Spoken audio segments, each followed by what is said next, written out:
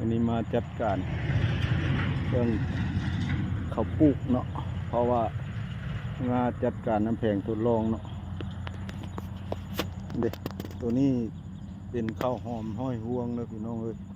ปูนุกก่อมันนี่ก่อบอกง่ายบอกง่ายกำลังออกกำลังมานบี้แล้ว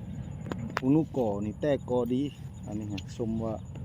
ข้าวหอมร้อยห่วงละปีกายนี่จำหน้าเลยจำหน้าจนหมูพ่อเนาะโมนุ่นเข้านี่ข้าวหอมร้อยห่วงตัวนี้ผู้ใดสนใจก็ทักมาไว้เด้อมื้อนี้ให้พนักงานเก็บออกเห็นบ่เข้าใดที่ว่ามันปนที่ว่ามันออกก่อนมันโมเมนต์เข้าอันนี้ที่ว่ามันปนมาน้ำกลางหน้านี่แหละเพราะว่าหน้าให้นี้ปีก่อนเลยใส่เข้าเนื้ออื่นนี่ฮะมันก็บุนุกก่อเข้าว่ามันก่อหัวสิไข่หรือนี่ปุ๊จนแน่นพันว่าดำบักห่างได้นี่ปันมันขึ้นมาแล้วจนว่าติ่มเลยนี่อันนี้ข้าวหอมร้อยห่วงกำลังมานกำลังสิออกเลยถือว่าอีกจัก4-5 มื้อก็ถือว่าออกเต็มเลยแล้วนี่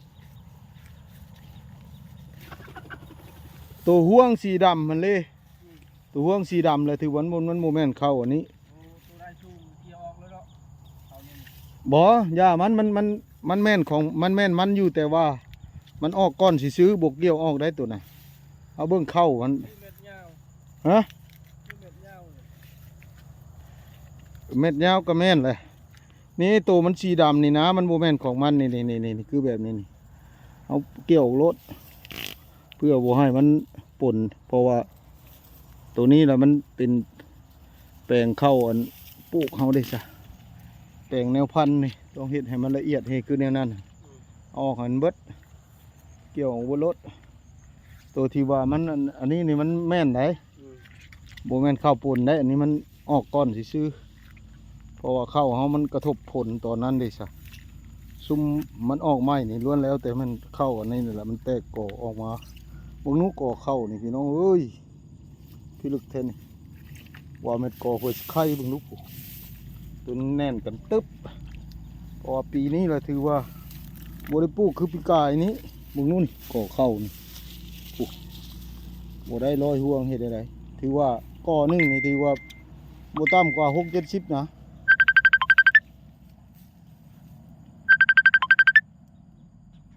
มันกำลัง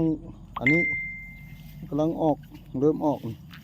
ก่อนแต่ก่อนี่ถือว่าดีที่สุดเข้าตัวนี้ปีกายนี่ถือว่าผลผลิตเดี๋ยวถือว่าได้2 ต้น4ต่อไร่เนาะแต่ว่าปีนี้บ่ฮู้ว่ามันสิได้สำนั้นบ่เพราะว่า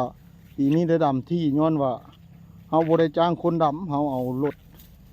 ถดำแล้วมันค่อนข้างบ่จากที่เห็นบ่นี่มันออกจุกันเลยนี่เรื่องผลผลิตเนี่ยบ่ต้องห่วงกันใหญ่แล้วมันออกห่วงเลยสิทายให้เบิ่งเด้อปีกายนี่ก็เลยรีวิวได้ถือว่าก่อละ100ห่วงเลยเบิ่งดูนี่ชมว่าเข้าเหนียว100ห่วงนี่ได้เข้านี่หอมแต่ละเตเป็นต้นเข้าเป็นเข้าที่ว่าบ่สูงเข้านี่ต้นแข็งเรื่องล้มเลยบ่ต้องย่านเบิ่งดูนี่นี่เบิ่งดูนี่มันออกมานี่ซุปนี้นี่ถือว่ามันได้ฟื้นไหมเพราะว่าช่วงหนึ่งเราถือว่ามันอ่านยาเนาะเอาฉีดยาฆ่าหญ้าแล้วมันเหลืองไปแล้วมันขึ้นมาไหมบาดนี้ก็จังหวะมันยังออกช้าหน่อยหนึ่งปีนี้